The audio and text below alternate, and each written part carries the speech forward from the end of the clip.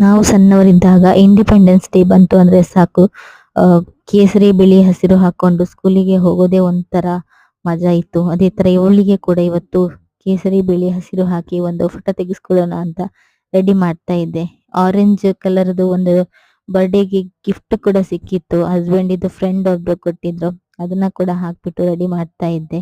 ಆದ್ರೆ ಇವಳು ಯಾವುದು ಹಾಕಿಸ್ಕೊಳ್ಳಿಕ್ಕೇನೆ ರೆಡಿ ಇರ್ತಾ ಇರ್ಲಿಲ್ಲ. ಏನೋ ಮಂಗ ಮಾಡ್ಬಿಟ್ಟು ರೆಡಿ ಮಾಡಿಸ್ಕೊಂಡೆ. ಆದ್ರೆ ಇವಳು ಕ್ಯಾಪ್ ಎಲ್ಲ ಹಾಕಿದ ತಕ್ಷಣ ತೆಗ್ದು ಬಿಸಾಕ್ತಾ ಇದ್ಲು. ಹಾಗೆ ಹೇಗಾದ್ರೂ ರೆಡಿ ಮಾಡಿ ಒಂದೆರಡು ಫೋಟೋನ ಎಲ್ಲ ತೆಗೆಸ್ಕೊಂಡೆ.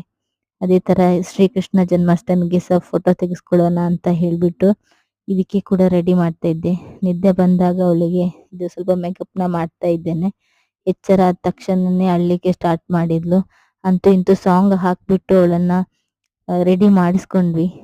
ಹಾಗೆ ರೆಡಿ ಮಾಡ್ಕೊಂಡು ಸಣ್ಣದಾಗಿ ಒಂದು ಫೋಟೋ ಶೂಟ್ ಅನ್ನ ಮಾಡಿದ್ವಿ.